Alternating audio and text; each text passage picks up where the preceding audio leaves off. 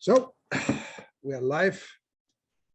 Good afternoon, good morning, good evening, whatever you are. And welcome to the first episode of the second season of the Truth series by Transformers Foundation. It sounds a little bit like Netflix, isn't it? So we have today a panel of experts, a great panel of experts, to discuss about sensitive topic related to the chemical industry and the chemicals that are used on the production of textiles and apparel and denim, which is our main market. So I am happy to have with me today these three great experts, and I will make an introduction to each of them. I will introduce to Dr. Kumar first, which is the Senior Technical Marketing Officer at Bluwin, and is the Technical Manager Officer Sustainable Textile Solutions, which is a division of Bluwin in the UK. He's an approved trainer, academy trainer for the ZDHC, and a Hague FEM trainer as well as chemical specialist verifier. Amongst many other merits that he has is an honorable chairman of the Society of Dyes and Colorists in India, and is a recipient of the silver medal for services towards corrosion in India. So Dr. Kumar, welcome and thanks very much. Second, we have Scott Echols, which is the Senior Director for the Roadmap to Zero program, coordinating all focus areas and driving program delivery. Scott is, has a lot of expertise in environmental chemistry, as well as sustainable chemistry for apparel and footwear industries. More than 30 years experience on environmental chemistry and over 17 years of experience in textiles, footwear production, chemistry issues. He has a bachelor degree and a master's degree in chemistry. So Scott, welcome. Glad to have you. Thanks for inviting us. Okay, we have pleasure. And then we have John, also on the West Coast of the United States, like Scott. So for them, it's extremely early. Thank you very much for that. John is Senior Technical Director for the Hohenstein Institute of America, and he works with brands, manufacturers, and chemical companies. Then prior to Hohenstein, John served as a Senior Director of Chemistry for Nike, working on greener chemistry, water stewardship, and product innovation. So John has also served on the advisory board for the American Chemical Society Green Chemistry Institute, GCI, the Green Chemistry and Commerce Council, GC3, and the Northwest Green Chemistry, NGC. So John, glad to have you here with us today. Welcome. Good morning. Thanks for having us. It's a pleasure. So, yeah, we have Annie that is going to inform about, how things are going to be done today. Thank you, Annie. Just a couple of housekeeping rules before we get started. But we encourage many questions today, but we ask you put these in the Q&A box versus the chat, as the chat has been disabled for attendees. And we will come back at the end of the webinar for a 10-minute Q&A period to answer as many as we can. But for those questions that don't get asked, we will be sharing a link. So look out for that. You can submit any questions you have there and we'll answer them by email. So I will disappear now and you'll see me back at the end to answer questions. Thank you, Annie. Thank you. Well, let me first make a general introduction of the Truth. It's a kind of reminder. We had a first season last year. This is the second season. The idea of the Truth is to discuss with experts on topics that are controversial, not properly understood, sometimes misused or misunderstood by the textile fashion denim industry. Okay, so we want to help people understand, learn, know what is actually about some of the messages and terms and claims that are around us, that they are not necessarily right or properly communicated. So we have chosen for the first episode of this season something that we call chemical terms, but this is actually, let's say, it has to be better explained. When we speak about chemical terms in this context, we are talking about chemical substances that are classified, okay, that they have issues related to environment, health, or safety. So basically, we are going to discuss about classified substances and the type of hazard concerns that they have. And now that they have mentioned hazard, and this is the first topic for the three of our panelists, is okay. The question is for you is, what is hazard, or what is hazardous, and what is hazard compared to risk? Because I have the feeling that people tend to confuse what is hazard and what is risk. So let's talk about hazard. Any of you, please. Scott, you're first. At the risk of going first, hazard's really it's kind of the likelihood that something is going to cause harm. So it's the way that toxicologists and people talk about chemicals. You can have an inherent hazard that it might cause harm, and risk is really it's what the probability is that that'll actually occur. So you can have a hazard, but if you're not around that hazard, there's little risk that you'll have a problem. And hazards can also, it could be an explosion hazard too. So if you think of it in that terms, if you're not near where something is on fire or there's an explosion, that the risk is low. But I'll let the others join in. Yeah. Let me add, maybe in simple terms, hazard is inherent risk known. So let's say, for example, gas or gasoline is flammable, or tiger is an animal which is really frightening. But where is it is important, whether I am near to it or it is somewhere there in the forest or in a zoo. So the risk is depending upon the exposure to the hazard. So it's basically whether you are controlling the exposure for an inherent substance or inherent nature of the harm. If you are able to do that, then you are controlling the risks. Therefore, all hazards need not necessarily be converted to the risk.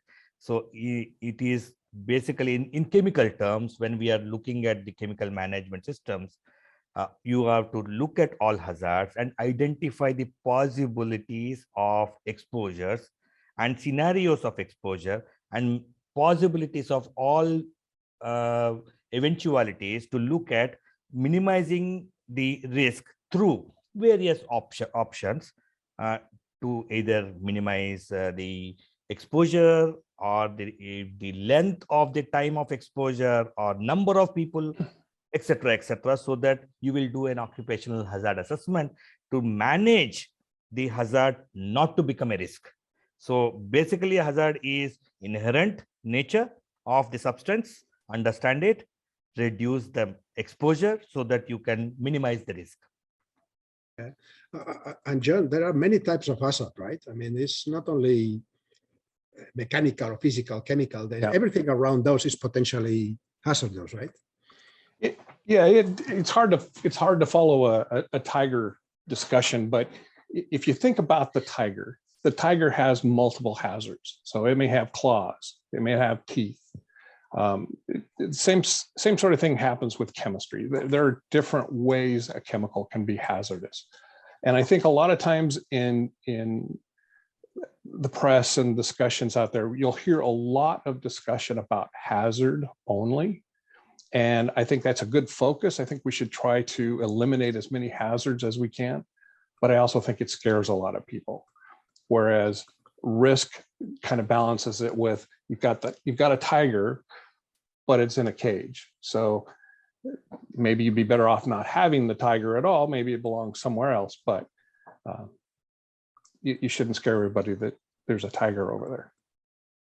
So basically, that the substance is intrinsically hazardous is not the big point. The point is the balance between the intrinsic hazard and your exposure or vulnerability. Up to a point. I think up to a point. What I don't like is when we use risk as a reason to keep using a hazardous chemical. instead of looking for a better substitute. So we have to, it's a balance again. Yeah, that's a good point. So that in any case, all the chemicals that are used in textile fashion industry, I mean, there are hazardous in one way or the other. So, I mean, wearing or using the proper protective equipment is compulsory anyway, right? Even if we refer to the most simple glove assault, just to mention one. Take it as simple as water, Miguel, because you look at water as a substance. Yes. It's good, it's clean, it is life-saving for many people. But if you drink it too much, it's also, so it's, you need to look at how you are getting exposed. So it's always important that every chemical you should not be afraid of. First understand the chemical, first understand the hazard, and then understand how it is getting exposed. How am I getting exposed? What are the exposure pathways, and which is the most dangerous pathway which is going to be fatal?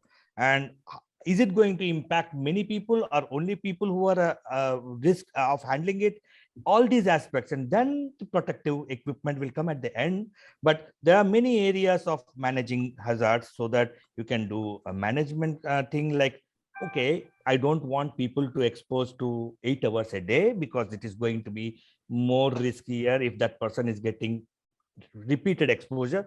Then you need to change the people, or you need to give a proper equipment, or you need to change the chemical or reduce the form, because if sometimes dust is an hazard, and then probably I can do a pellet, or probably I can convert it into a liquid like an OBA, optical whitener, which is a powder which can be converted into a liquid and use it. So this kind of risk reduction possibilities are there if you know and understand the hazard. Okay.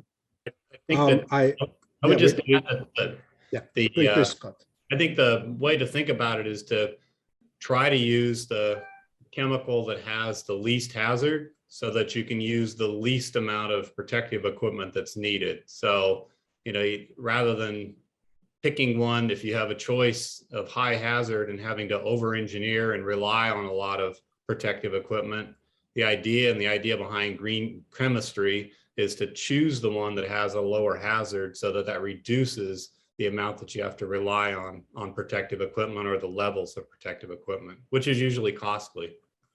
So before we move to the next term that is harmful, I mean, just a final question about hazard. I mean, what do you think about these claims sometimes as free from hazardous chemicals? You know, so this is free from hazardous chemicals.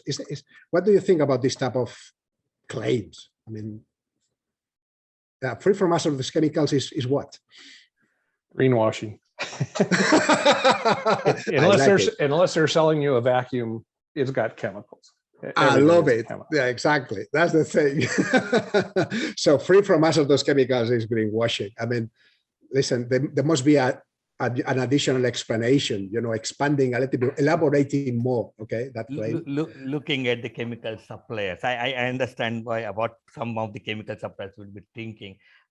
I fully agree with John when it comes to the layman's understanding that it cannot be non-hazardous at all completely, but there are requirements or rules defined by GHS or other classifications. And then if a chemical supplier does a proper analysis of the chemical when it is being made, and the tox studies are done, and then based on those studies, or for simulations or studies which they do, they conduct the assessments, and then come to a conclusion that because this chemical do not fall under any of these categories which are classified by the CLPs, then they may say this is not this thing. But I agree with many of these days, many of the safety data sheets contain no information, or simply say non-hazardous completely, which may not be true.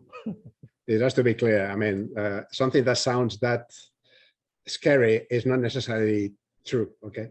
True, yeah. So we are moving on, and as on the Truth series, we always combine the questions with the panelists and discussion with introduction videos. Okay. So now let's watch a video for the next term that we are going to discuss. Okay. Please join.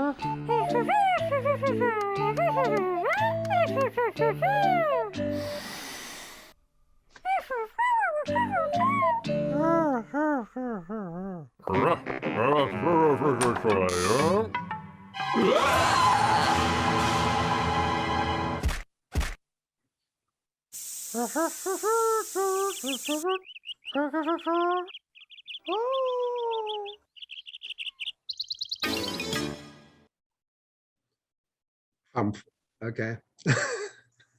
Now I can understand how Banksy started his career as a, doing graffitis. So, John, this is for you. What is harmful? What is the definition, the best definition of harmful? Well, best definition, you might be asking the wrong guy, but it's in our discussion here, I think it's a chemical that can cause death, or it can disable you, or it can cause some sort of an effect that you don't necessarily want.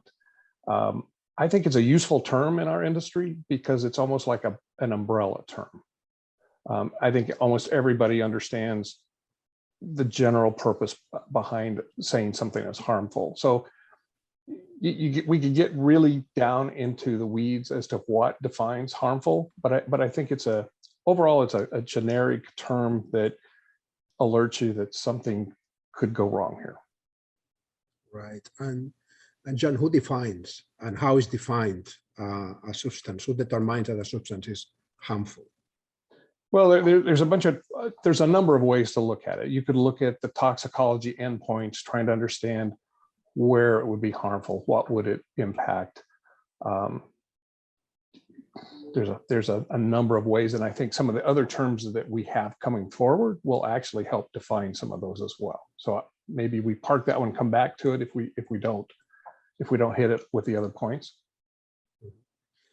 Dr. Kumar and Scott, you can participate. I mean, and complement what John is saying. Okay. So, in terms of textile and fashions, what are the chances, if any, that harmful substances are reaching the final garment, the garment that is bought by end consumers, especially when we speak about children or babies? Okay, is there any chance that harmful substances can still be there at the point of sale? So I'll jump in first. Yes, it's definitely a good chance that harmful chemicals will still be on apparel, footwear, other textiles, especially if during the manufacturing, care isn't being given around the selection of better chemicals or how they're being used. There's 300-400 chemicals that are being restricted currently in the industry, just because in the past they've shown in final product, or they're believed possible to show up in final product. Now, not every chemical is going to come out in every material, and we shouldn't be trying to scare every consumer about all products, but it makes sense to buy products from companies and brands that are taking care of what they're doing around chemistry. How an end consumer can really trust a brand that is, selling things which are confirmed as not having any harmful substances on? Well, there's a number of systems out there that will rank products. Some of those will show you some traceability as to whether a product has been evaluated, tested. There's also common sense. If you're going to go pay $2 for a t-shirt, probably not a lot of care is going into that t-shirt. That's a good point. Do you think, Scott, Dr. Kumar, do you think that the origin of an article, I mean, because Jonas mentioned the cost of the articles, and how relevant is that particular thing for the fashion industry.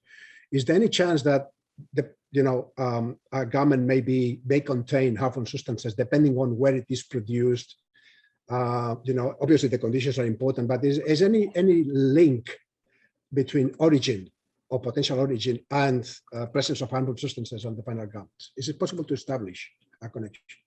I think it's more of a link between the specific factory it's coming from. I don't think it's necessarily a geographic regional link. I think it's specific to the factory and the supply chain and the due diligence and the quality practices that the supplier and the brands have in place for that garment. So I don't think you could say it's particular to any one geographic region. I think it's particular to, it's in a large part, it's factories that, the factories that are going to do the best job at preventing chemicals from making it through to the final product are the ones that have good manufacturing practices and good quality practices and good record keeping. It's as much as anything, it's the care in manufacturing. So I don't think you could narrow it down. I think it's specific to factories and different brands and companies.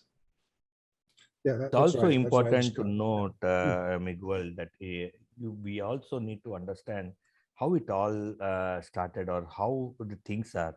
We need to communicate well. It's all about ask what you want and what you don't want clearly. In some cultures, when you ask something, they understand very clearly. In some cultures, it may be a little bit more slow in the way in which you communicate. So sometimes people take it granted. So a mill will understand clearly because their intention is not to make mistakes. Their intention is that they do not understand it well. So probably we need to create that atmosphere of communication. It could be through RSLs, it could be through other plausibilities and MRSLs and all. But there are various ways in which you need to communicate, because I have seen through proper communication, things have changed a lot across many geographies. So once it was not that good, but now it is producing very quality product across. So it's not just I think geographies. Yeah, it is also at one point of time. But now I would say things have changed a lot. Yeah. And I think there's been. Oh, sorry, Miguel. Yeah, sorry, John. Please go ahead. Well, I was just going to say, I think there's been a positive development over the years where a lot of suppliers are now seeing it as an advantage to take better care of the products they're producing. So instead of feeling like they're being constrained, they see it as an opportunity for them to differentiate themselves. And I think that's a really positive trend. Very good point. That's a very good point. It increases the good competition, striving to be better. That's all right. Let's move to the next topic, the next term, that is toxic. And for that, again, we have an introduction video. Let's see what Joan can play for us. Thank you.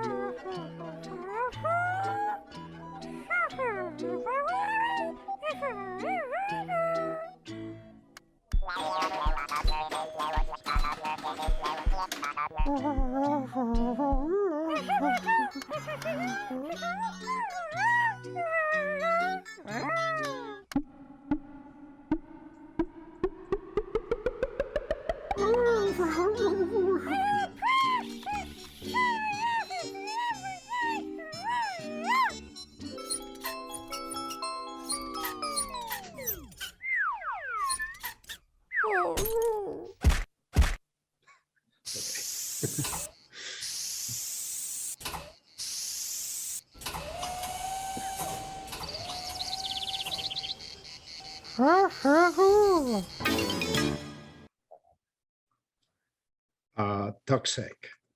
Yeah, Scott. Okay, these videos are meant to be an introduction. Okay, they don't, explain anything. You just graphically display what happens if you use something in the wrong way, and something that you have to pay attention to. These wonderful pictograms. That they're really, some of them are really scary, right? Like the skull and bones. Scott, what is toxic? I mean, when a substance, again, a substance is, is declared as toxic.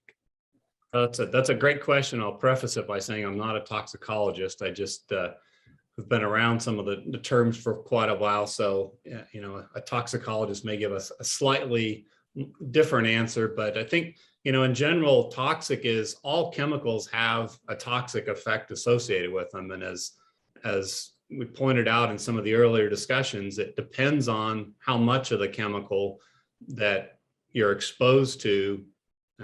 And different chemicals have different inherent toxicity. Some chemicals are highly toxic, and you could expose yourself to, maybe you could drink a liter of it and you wouldn't suffer any toxic effects at all. Some chemicals, you might be exposed to 4 or 5 drops of it, and it might cause you a severe toxic response. But at its simplest idea, toxicity is the idea that the chemical is causing harm to a body, a human body, environmental, an animal, a plant, and it's causing usually damage, doing something to our cells that's causing a response. And so a toxic response could be irritation, like your skin might get red.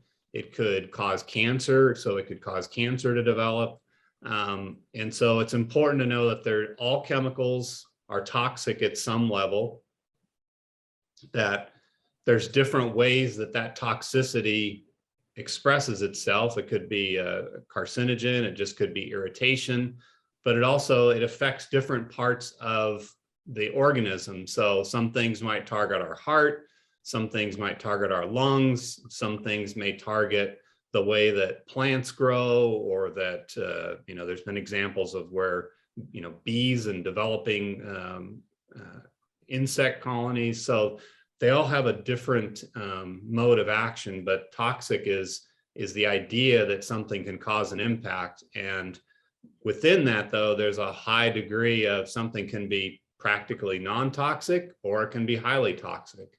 And if you think of simple cases like just ingesting salt, if you have too much salt in your diet, you can have a problem. If you have too little salt in your diet, you can have a problem. And in between, there's this gradation of, practically non-toxic to very highly toxic.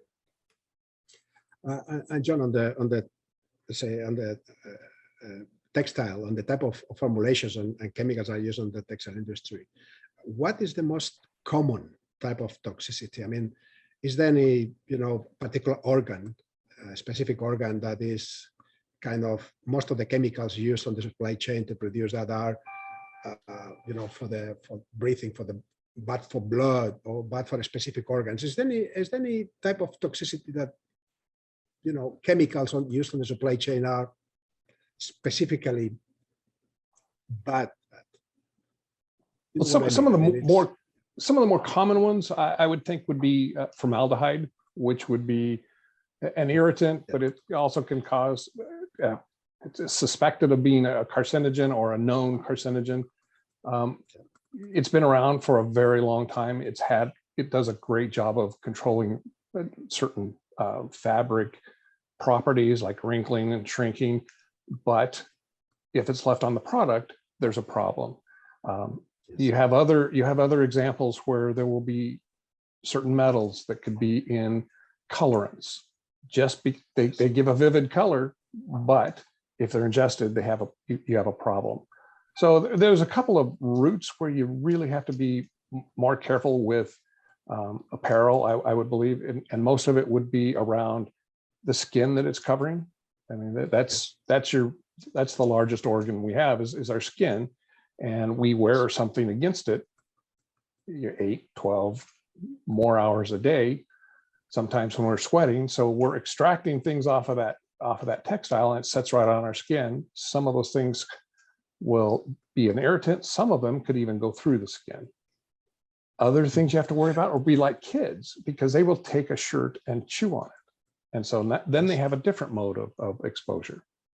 Yes, that's very important. I mean, kids, is what we mentioned at the beginning when discussing about the hazard is, yeah, you have also exposure, but also you have to consider vulnerability of the person that is in contact with that particular substance, right? And kids, of course, they are very vulnerable. Just, and do you expect, that the number of chemical substances considered as toxic will increase in the future as we are developing new testing methods? We are reducing the tolerances. Do you expect the number of substances considered as toxic to increase, the number to increase in the future? I do. And part of the reason that I do is I think we're going to see be able to measure more and more effects between chemicals. So a combination of two chemicals could be much more toxic than a single chemical of a higher concentration. I'll shut up now so Scott and Dr. Kumar can kick in, because I know they're both very deep in this as well. Go ahead. But we have to. I think I would answer yes. Please go ahead. Yeah. Scott, go ahead. Yeah, no, I would say yes. I think it's particularly to what John said is we're more able to look at the sensitive reactions with cells and things like an endocrine disruptor doesn't necessarily target one cell, but it affects a whole lot of systems in the body that work together. And I think the more we understand how the chemicals work together to cause a toxicity and how they affect overall systems, I think we will find out more that there's more things that have different degrees of toxicity, knowing that at some point they're all toxic to begin with. It's just the degree of how toxic they are. In my view, I think as we grow more and as our scientific abilities and methodologies, understanding abilities, correlation abilities with any modulations without testing, all these increase, we will be again going back to getting more and more toxic substances, because what we invented earlier, we only tested for lethal dose, which is for death. We have not tested anything to do with what is the rat or mice or monkey or a dog or a horse or a rabbit, which we have tested on, which they survived. Are they surviving very well? Or is there any impact on their health system? We did not do. So we don't have a data at that time. So we only know what is the lethal dosage or a death.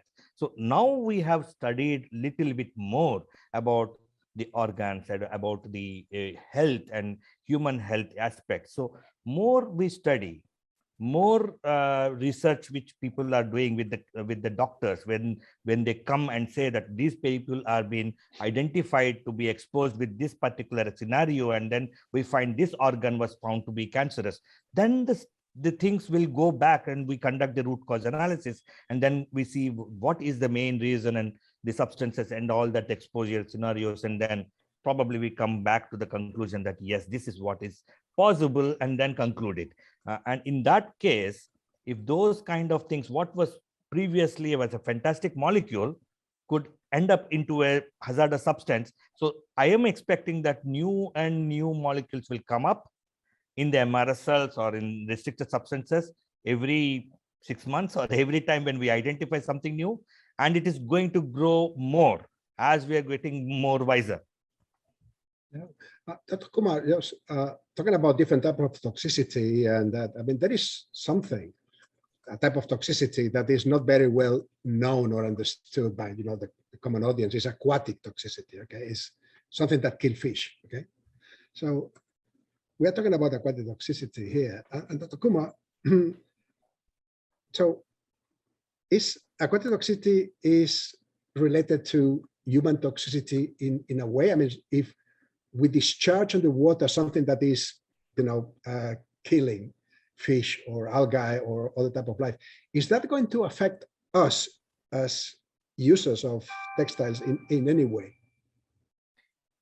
Yeah, so to start with, to make things very clear, aquatic toxicity in simple terms is a chemical substance which can impact the vertebrates, which are like fish, or invertebrates like Daphnia, or plants. So these are the people, or these are the substances, organisms which are in the aquatic environment. So we feel that it is not going to affect me. It's only going to be affecting the sea or the river. It doesn't matter. That's what, if we feel how it all impacts is looking at the biodiversity change. So if we are having, let us say, simple spill of oil, and what happens is fish float, and suddenly in that area, there will not be much fish, and slowly the population has to migrate from that area, because that is one of the major resource for the livelihood of many. It could be anywhere in the world. So forget about fish, then even algae. So algae bloom happens, then we will not have good drinking water. So it can impact human life indirectly in a big way, and it is also an important biodiversity change. So aquatic toxicity is a very important aspect which we should not even which we should not think of. It's not that important. Underrated. It is very underrated. That it is very important aspect, because it will impact not just us, the human race completely in that entire area in a big way. Okay. And Dr. Kumar, I mean, we have in the textile industry and fashion industry kind of black legend, reputation of, being extremely, releasing a lot of water with all colors and substances and everything.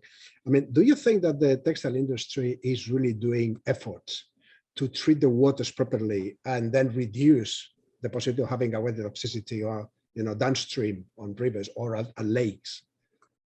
So I will give you an example of how industry is currently working. It is true that there are some aquatic toxic chemicals, could be some detergents, could be some wetting agents, and some of the chemicals which are having aquatic toxicity. And if a mill should look at reducing, because before going to the treatment into the river part, as a mill, we need to think of these substances should be reduced to go into the wastewater treatment plant at start with, because in the wastewater treatment plant, there is aeration happening and there are bacteria in place. So we should ensure that my bacteria in the aeration tank should survive first. That's my first target. And if I am able to do that, and I am expecting that every mill will actually treat their wastewater properly, and then the conventional parameters or whatever they treat and then discharge, these discharged waters probably should not impact the aquatic environment.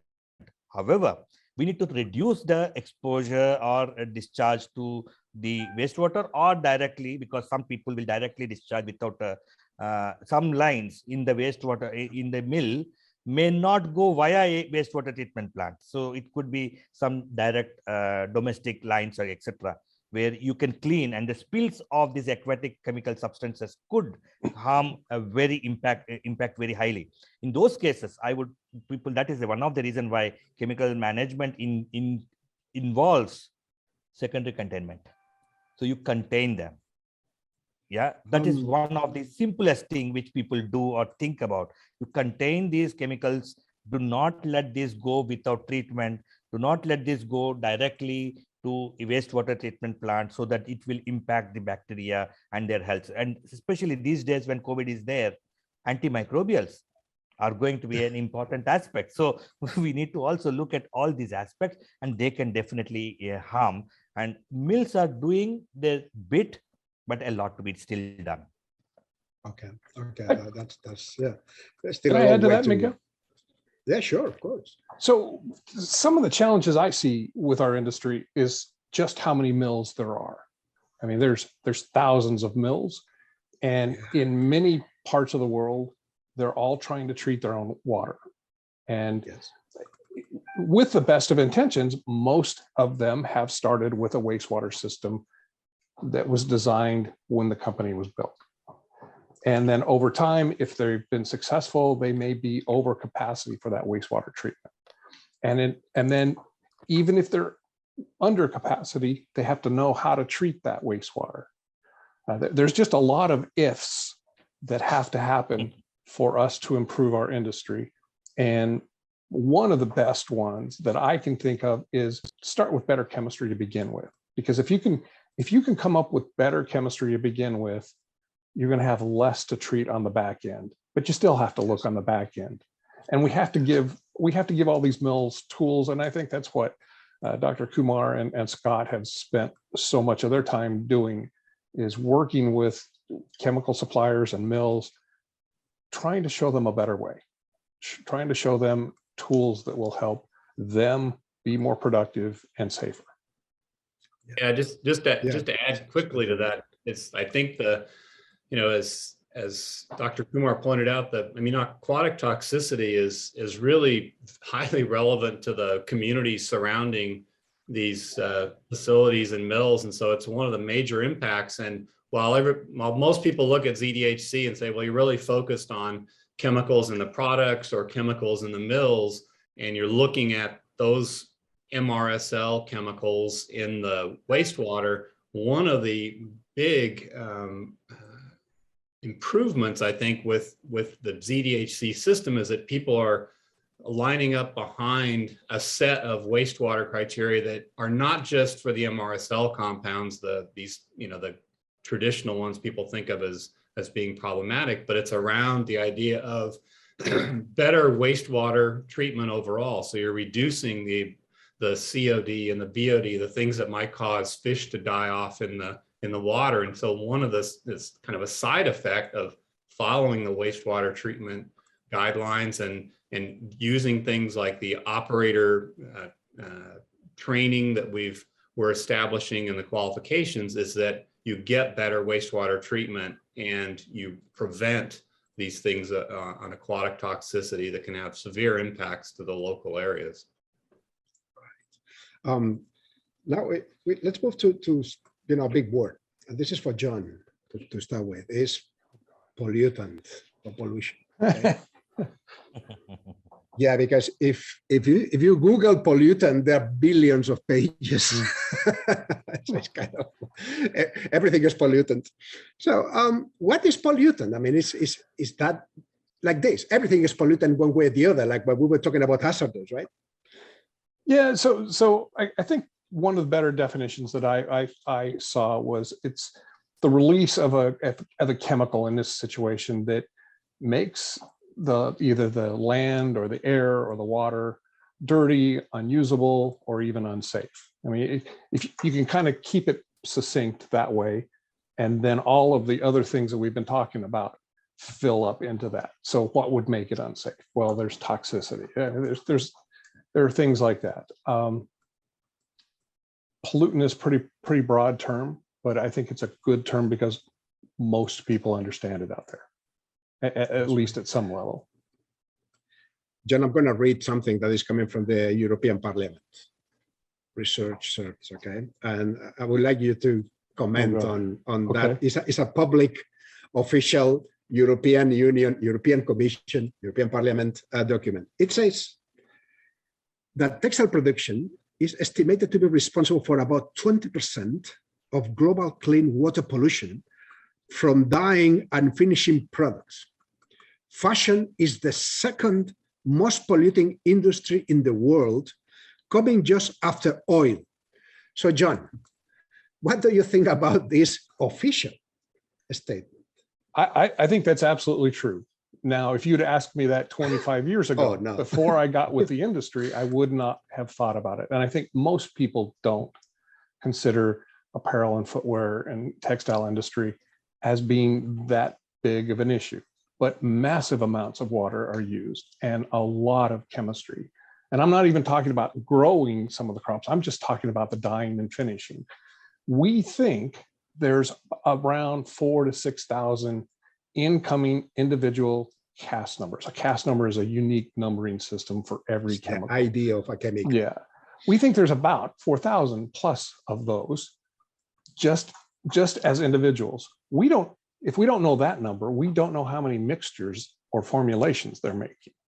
So yes, I think the industry has its challenges. And I think over time, people have fallen back into thinking, well, the industry's been around forever, they should have everything dialed in, when it was probably just the opposite. Now, over the last, I would say, 20, 30 years, I think a lot has changed. A lot more attention is coming there, but I think it's definitely a good target for work to be done in our industry. And let's talk about other type of pollutions, because the European Parliament, they want to know about all kind of pollutions. It's fine. In Europe, we pay for that. Same as in the United States. Yeah, we pay for everything.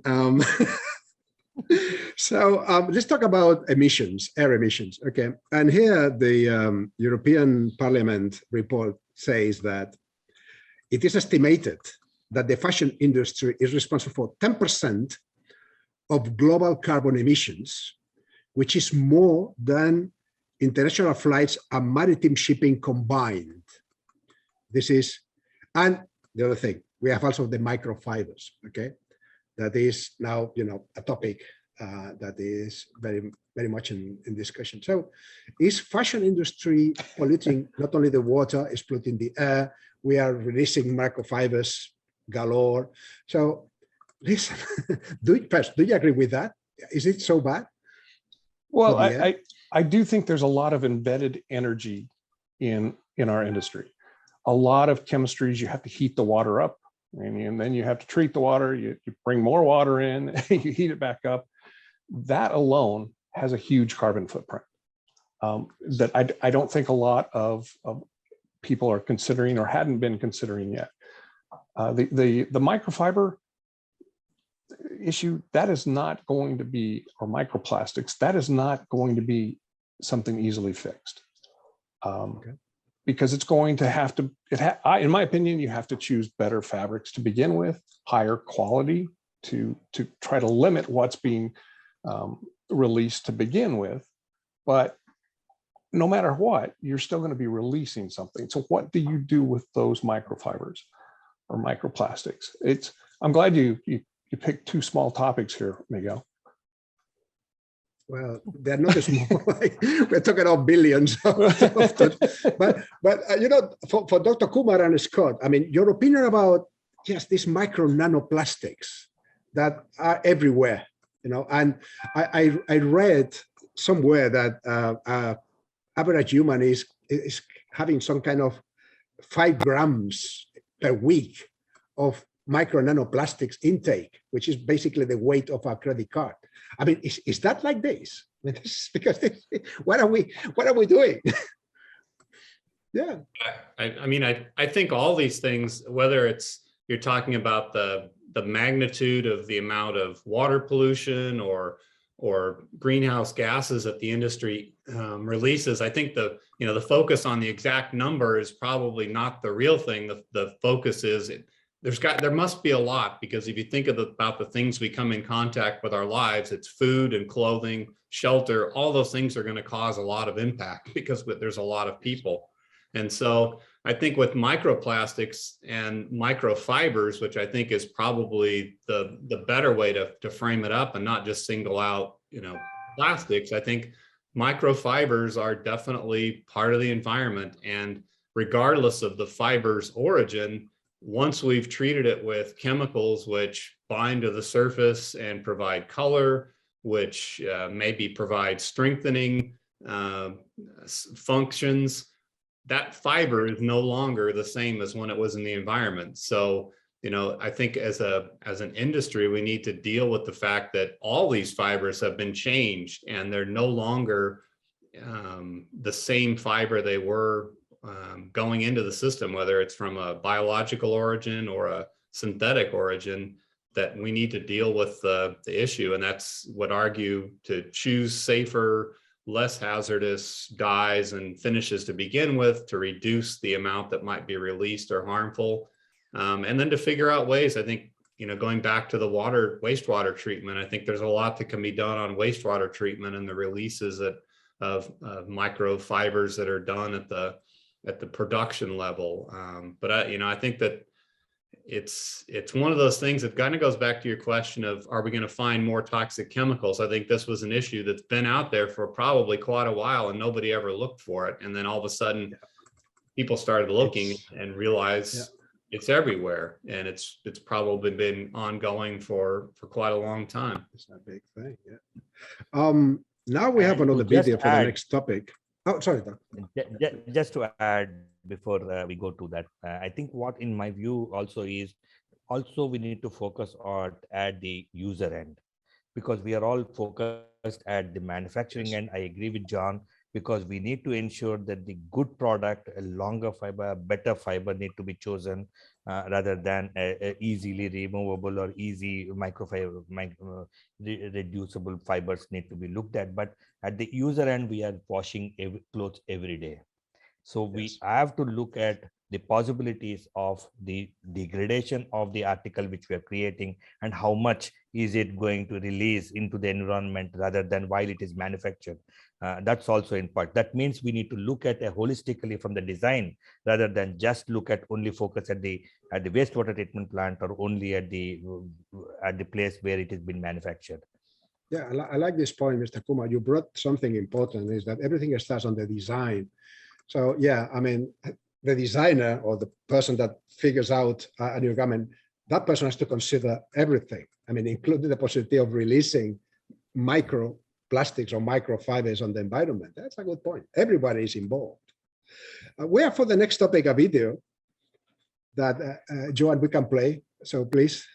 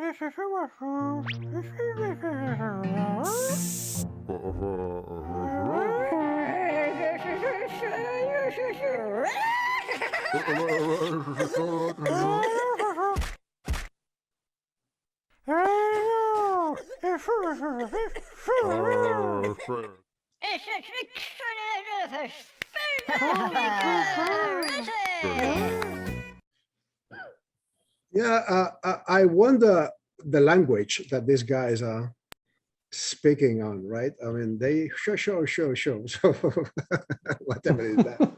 Speak about clear communication. Exactly. We were talking about established standard communication, but these guys actually speak something that everybody understands. Sure.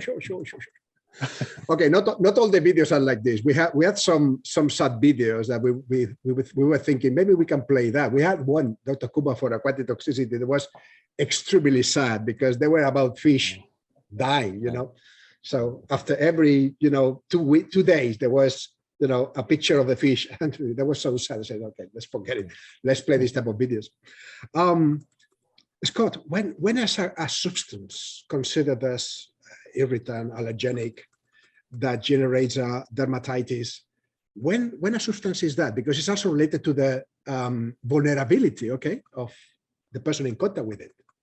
Yeah, I think that these three terms, irritant, allergen, and sensitizer, are related. But irritant is a specific toxic response. So if you think about if people have come in contact with like poison oak or something like that, it causes your skin to turn red. It might have swelling, and you have some pain. You could have in the video they had it could be an irritant that you breathe in and it may irritate your lungs so that you have trouble breathing. So that's a specific response.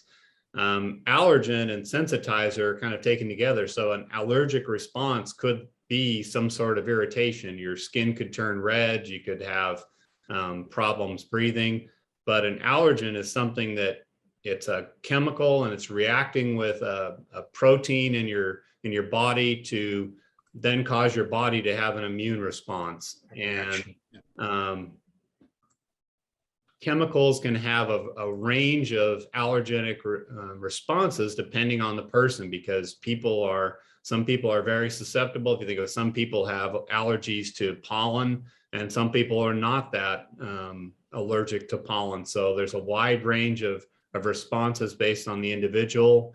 But also most allergens can be a sensitizer, and a sensitizer means you can be exposed to that chemical several times, and then finally your body recognizes that this is something that is going to cause an immune response, and you become sensitized to it. So every time after that, you may have a reaction. And a good example of that is people that have like a latex allergy to latex bandages or gloves. They may wear them for multiple times and have no impact, but all that while their body is kind of forming a response, and then you wear a latex glove again and you get irritation and your hands start itching and you have a response. So they're related, but there's a wide range of responses, and it's particularly for, in human health, like I said, there's a wide range of allergenic responses that individuals can have to the same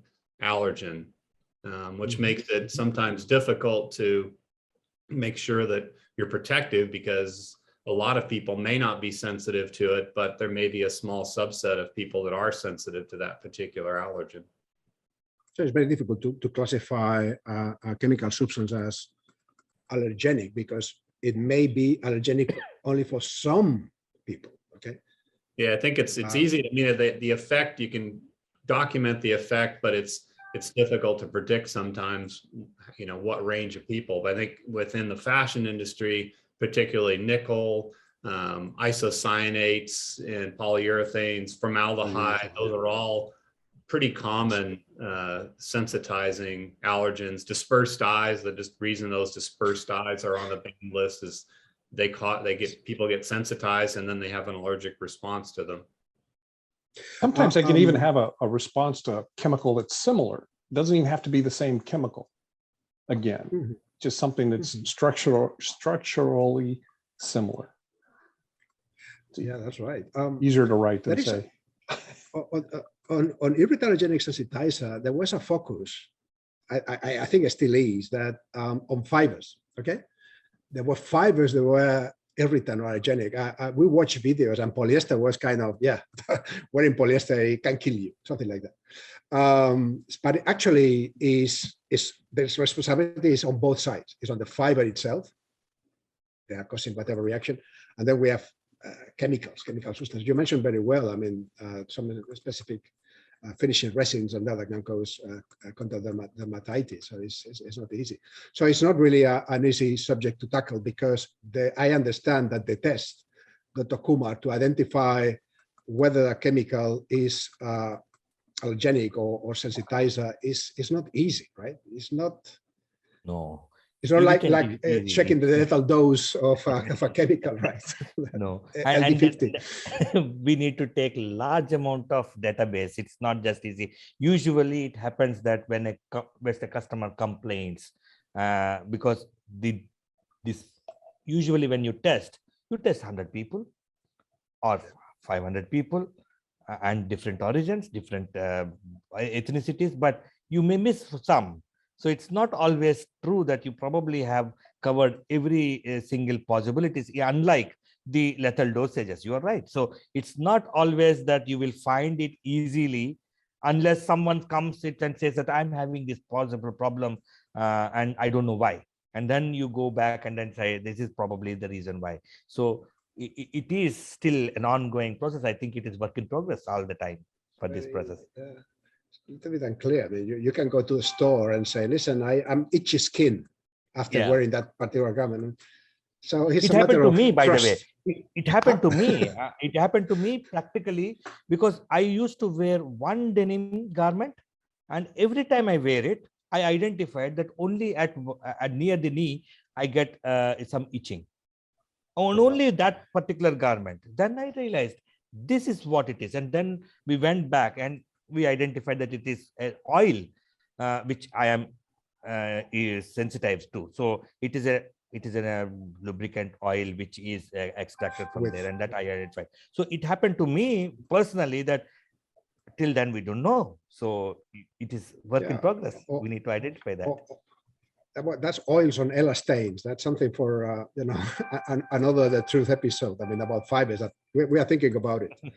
So Dr. Kumar, we continue with you. We have a video. This is not as fun as the three that we have watched before. So yeah, because we're going to deal with something that is a little bit scary or spooky. Joan, let's play the video, please. David Light runs Valasure, an independent lab and pharmacy that tests drug products for quality. Over the last several months, they started finding benzene, a known carcinogen, in some hand sanitizers. Honestly, I was shocked. It might very well be the most well-known compound that is dangerous to humans. Valisure's chief scientific officer, Corey Kuchera, walked us through the testing process. So this peak represents the amount of benzene that's in this bottle. Correct. And that's high? That's high. It's all. In the early days of the pandemic, the FDA relaxed standards on benzene levels in liquid hand sanitizers. The FDA allowed liquid hand sanitizers to contain benzene in a concentration of up to 2 parts per million. Valasure tested hundreds of products for benzene. Valasure says of 260 products, 21 from 15 brands tested above the FDA interim limit. The top 3 tested between 6 to 8 times higher than allowed. Dr. Daniel Teitelbaum is an expert on benzene exposure. He warns benzene absorption could be increased in workers who use a hand sanitizer contaminated with benzene, then put on gloves that prevent evaporation. There are people who have special risks. It's a lot of healthcare personnel. It's a lot of cleaning and sanitation people. So Dr. Kumar, benzene on the sanitizers, my God. So you cannot escape from very, very terrible chemicals. So Dr. Kumar, when is a substance, a chemical substance, confirmed as carcinogenic? Because it's not easy, right? It's not. And why I'm also smiling is because in our university days, I don't know how many liters, kilos, tons of benzene we were to handle during those days. And after some 3 years later, it became carcinogen. So yeah, so I can imagine what went through. It is not that easy. And yeah, as a carcinogen, you need to have a chemical substance or a mixture of substances, whatever it is, and which induces cancer. And that is an important aspect, or inducing cancer or accelerating cancer, or it could be mutagenic in cases where you are looking at cancerous, accelerating it, etc. Which means that we need evidence and we need to do some specific tests, and probably it's always reactive rather than proactive, unless you are having some evidences on some structural evidences where one particular substance is known to be carcinogenic. This particular substance is also looking similar, therefore I expect this also to behave in the similar way, kind of thing. But to identify this as a carcinogen, it requires some amount of study along with some clinical studies as well. Dr. Kumar, there is around carcinogenic, especially carcinogenic on the CMR family, there is a little of confusion around the classification. Okay, so you have different classifications. GHS has one classification, so you have 1A, 1B, 2, and then you have the International Agency for Research of Cancer. There is a different classification. There's 1, 2A, 2B, and one of the problems that I see myself is that they play with words. Potentially, presumably, probably. Listen, the people want to know whether it's carcinogenic or not. I mean, this classification of this potentially or is probably or presumably, is so, little difference to classify a product between a chemical, between being carcinogenic or not. What do you think about these classifications of carcinogenic substances? It all starts with there is no right and black and white. Because you need to be scientific as well as pragmatic, and both are actually contradicting. But it all starts with conclusion.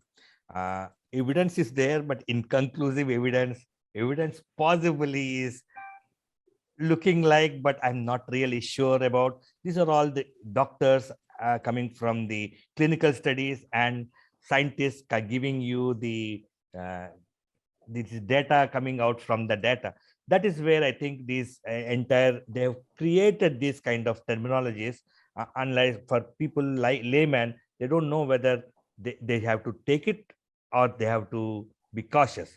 I agree with your point that we should be more prone to make people realize rather than not to be very scientifically correct and accurate for the scientific community, because they can understand anyway, and it doesn't matter. But it is for a layman, they don't understand really. It is possibly they don't know what do you mean by that? That should I be not exposed, or is it going to be less effective or not?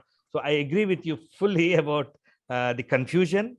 But I understand also the reason why the names are being created, but it is not going to help the common people. Well, Dr. Kumar, the implications of classifying a substance as carcinogenic are huge, okay? Because you can have a chemical that is... It changes the DNA and it changes the entire, and the mutation starts. So it's actually, you are recreating the whole, something new completely. So it's not, it's not small. You have to replace. So I wrote here some terms are used by the IARC and GHS, and they say confirm, okay, no discussion, but then you have suspected, presumed, probable, potential. What is the difference between probable and potential? So the same thing as we discussed for other terms. I mean, the more we know about chemical substances, the more information we have about the impact of a certain substance on a group of people, more chemical substances will be from probable or potential that will become confirmed. Okay. Yeah. So that means that textile. And also the kind of testings, these days animal testings are not happening in the olden days. So we need to now substitute the animal testings with very well-known predictive analysis. Of course, technologies have increased a lot.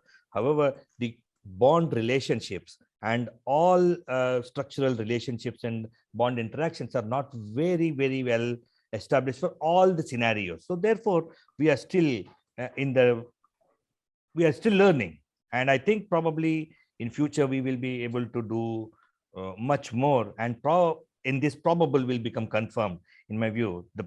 We will not have driverless cars. So in those kind of situations, there's no way back. So I think we will get to know more. There's only way to go. When something is probable, it's going to be sooner or later confirmed. Okay, there is no probable, and then it's not any longer. It will not. So Scott and John, do you want to add something on this particular subject? Because carcinogenic, mutagenic, reprotoxic, this is it's scary. Okay, we can make a little bit of fun on whatever things, but carcinogenic is scary. I mean, it's something that. It is scary, and I think part of the challenge we have is drawing that correlation just to that one chemical and to the right concentration for that one person. That's where some of these softer terms of probable or likely come from. They just don't have the right data, or it may not be easy enough to say yes or no. But it's important work. We need to get further into understanding these things. Scott, please go ahead.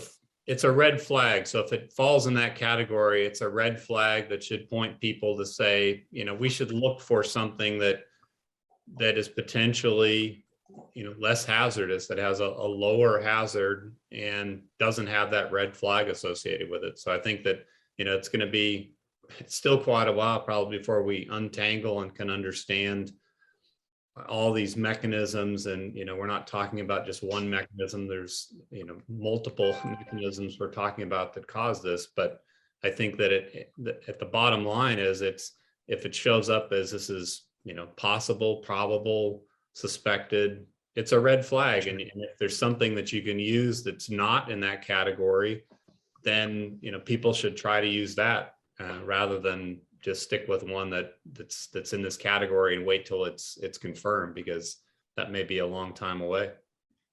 Yeah, that's a good point. The moment that a substance becomes potential, whatever type of these subcategories, it should be red flagged anyway, right? So let's move to the last of the topics for discussion, and this is for all of you. And for that, we have selected a special group of substances that are the ZDHC.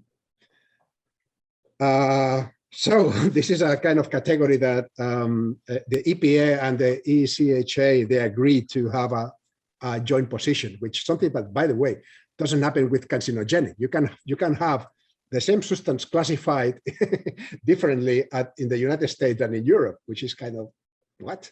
But anyway, so on the substance is a substance of very high concern. What are they? Any of you?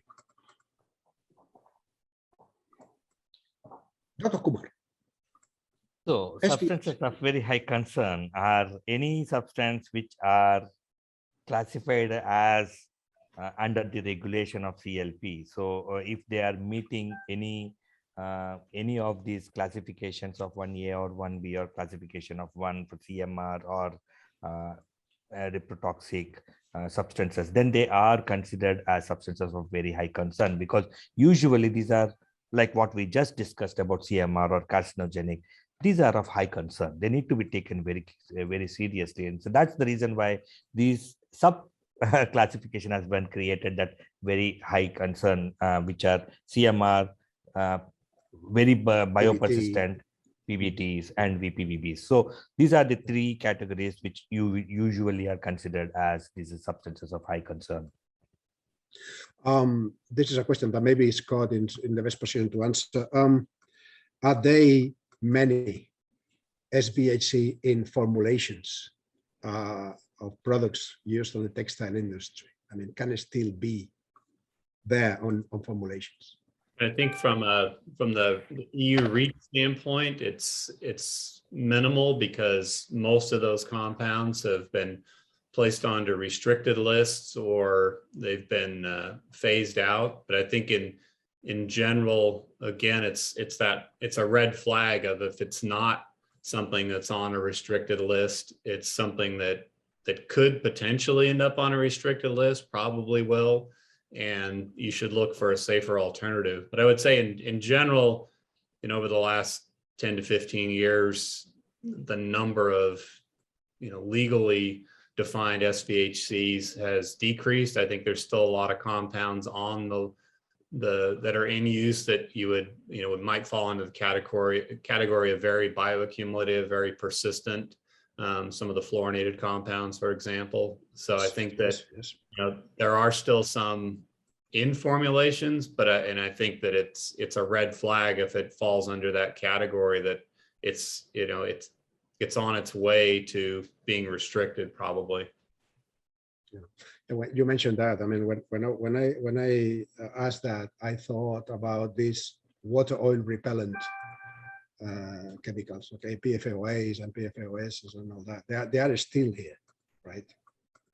Yeah, and that's what part of that umbrella of SVHCs is that it's the carcinogens and mutagens that we talked about. It's the things that have high toxicity, but it's also things that are called very persistent, which means they just go out into the environment and the environment doesn't degrade them. They just hang around and then they potentially accumulate in in our bodies or in the bodies of wildlife. And it's one of those compounds that people haven't studied enough to know exactly what are the long-term implications of these chemicals being in the environment for many years.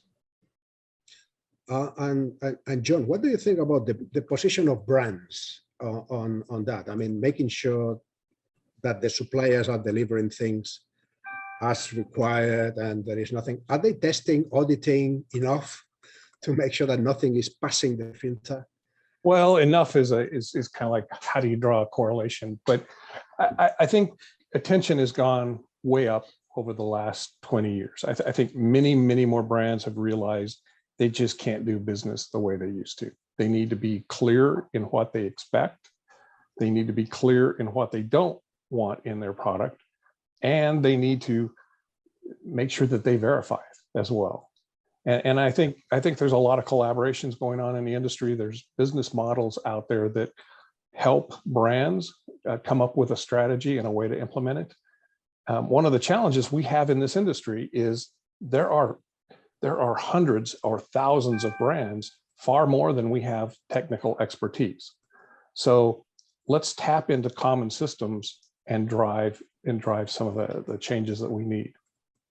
Yeah, right. So now we have a few questions here, I can see, but okay, let's make a conclusion brainstorming. So how can the textile fashion industry be better in the future? I mean, how can we educate or train the industry properly to, make it I don't like the word safer, okay, it has no meaning, but have a more, better industry with regard to classified chemical substances. Scott, what do you think it is required? I think it starts with the communication, and I think that it's something Dr. Kumar mentioned early on. It's the communication and the supply chain, and I think brands that know where their products are produced, that know the chemicals that are being used, and that have good communication and know the suppliers beyond just doing a test and saying, well, we tested it, so it's okay, but knowing and trusting your supply chain partner. And I think the partnership is a key item there, not to have a supply chain that you just switch out a lot, but have partners. I think that a lot of the problems that we have today are generated because people generally don't know where things are produced. They don't know or ask questions about what chemicals are being used. And, they don't really know their suppliers and the facilities. And I think that, all these issues around using safer and having people change chemicals, you can't do any of that unless you have this underpinning in place. And so to the extent that programs like ZDHC or what John does with Hohenstein or the auditing that Dr. Kumar does helps that conversation and helps people understand their supply chain, I think that has to underpin all of this. You can't ask somebody to use safer chemicals if you don't even know who to ask that's producing your product. Yeah, that's a good point.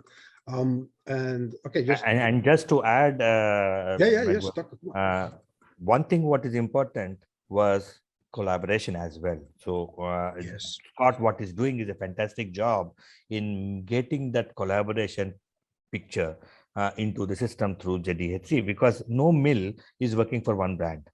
So you can't just get and communicate with one way and someone else is communicating the other way. No, I want that chemical for that reason. So for example, PFCs is one great example that many of the brands would say, I don't want it, but one brand will say, I want it, then mill will have to use it. So this is a collaboration and communication. And that is where I think the organizations like ZDHC would really drive the picture, because no one can actually do everything alone. And it's the whole picture out together.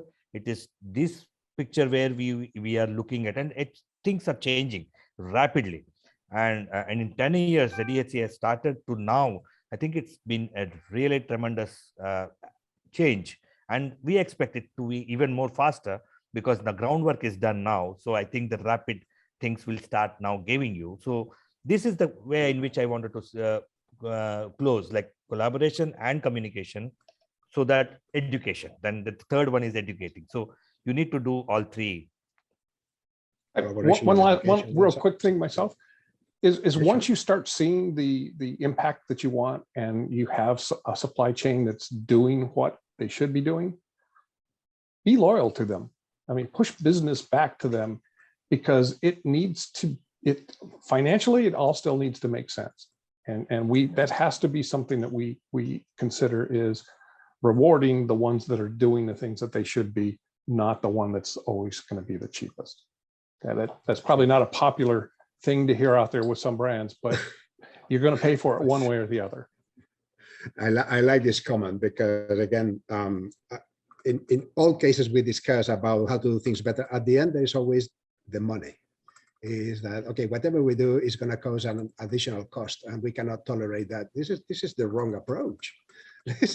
So it will cost a little bit more, but it's going to be a better product, okay? A safer product. So it should be okay. It's an investment. It's not a cost. So now we have some questions. And I think Annie has selected some of them. We have a little bit of time, not much, but okay, let's see. Annie, please. Try and get through as many as possible. So if you can keep your answers as concise as possible, that would be great. But we'll get right into it. So the first one we'll start with is from Alden. Thank you. And she asks, with chemicals, because so many have become ubiquitous, present everywhere on all of our products, in our water, in our soil, in our air, in our bodies, is it fair to say that these substances that are inherently hazardous have become inherently harmful and high risk to humans and the environment, also known as no longer manageable? I don't agree with that. They're no longer manageable. I think that is exactly what we are trying to do, is to find better alternatives and control what we can't substitute yet. So I wouldn't buy into unmanageable. And I don't think they don't have an inherent risk. The risk, again, goes back to they have a toxic effect associated with them, or a hazard, and there's some exposure. So again, the risk depends on the exposure. Perfect. And Dr. Kumar, anything to add to that? I agree with exposure, and manageable things needs to be looked at. Once you are exposed and your body has already reacted, that is when I think we are able to understand. But I think we as a collective group, we are working on reducing the impact through understanding the chemistries and reducing the risks, but knowing from the past. So we are all learning and we are getting better. So that's one of the reasons why the expectancy of the life is also increasing. But I think it cannot be just unmanageable. Positive responses then. And next question is from Jeff. Can you speak to the risks associated with the actual manufacture, distribution, inventorying, and handling of hazardous chemicals prior to their actual use in textile processing? How does this affect our approach to inherently hazardous chemicals? Good question. So Yeah. So it is important that when the brands or the risk assessment will happen when it becomes inventory. That means you accept the chemical into your system after probably your quality control. But there are inherent risks, and while transportation, while loading, when unloading, while handling. So there are various risks associated, but that needs to be taken care of by the person who is responsible at that supply chain. So the risks are